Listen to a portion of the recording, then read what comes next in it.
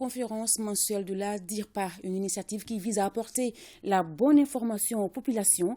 De cette conférence, il ressort que, courant le mois d'octobre, les FAMA ont neutralisé une centaine de terroristes, détruit 7 bases et récupéré 60 engins roulants. Fousseni Tunkara nous fait le point. Les FAMA continuent de consolider les acquis opérationnels sur le terrain face à des terroristes en perte d'initiative. Propos introductifs du directeur général de la DIRPA face au confrère, le colonel Suleiman Dambélé apporte des informations de première main sur l'évolution des forces de défense et de sécurité sur le terrain.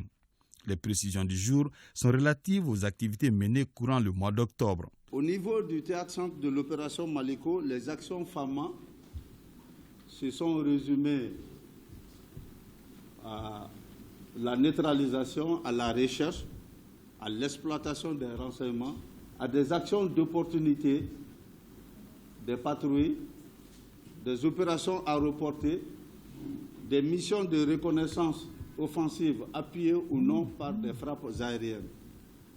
Donc ces actions ont concerné plusieurs secteurs. Les FAMA ont secouru ce mois également plus d'une dizaine d'enfants affamés et malades. Suite à une opération dans le village de Baboué, région de Bajangara.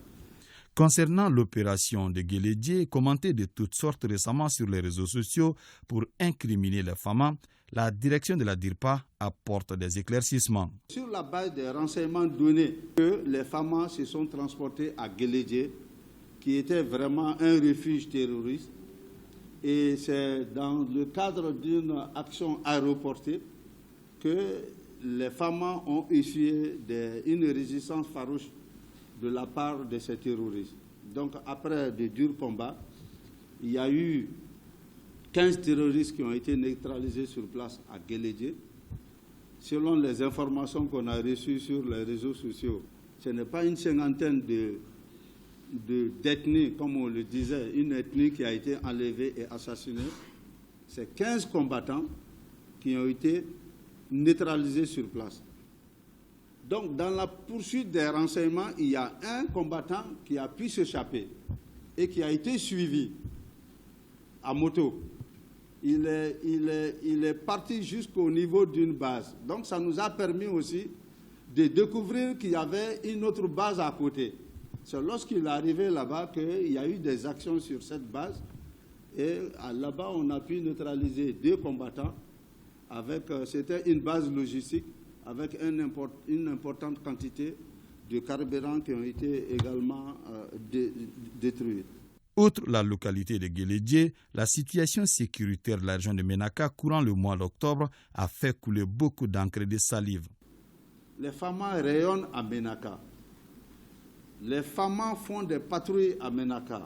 Ne serait-ce qu'hier, les FAMA ont rayonné à 40 km à la ronde autour de Ménaka. Menace, hier tout près, on disait qu'il y a les terroristes qui ont pris d'assaut Ménaka. C'est faux.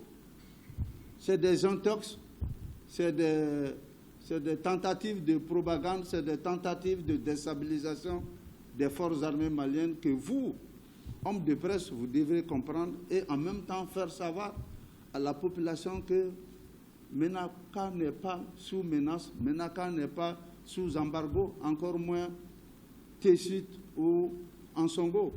En termes de chiffres, selon un tableau dressé par la DIRPA, au compte du mois d'octobre, les FAMA ont neutralisé 133 terroristes, 7 bases détruites, 60 engins roulants récupérés. On note aussi une série de formations à l'actif des FAMA.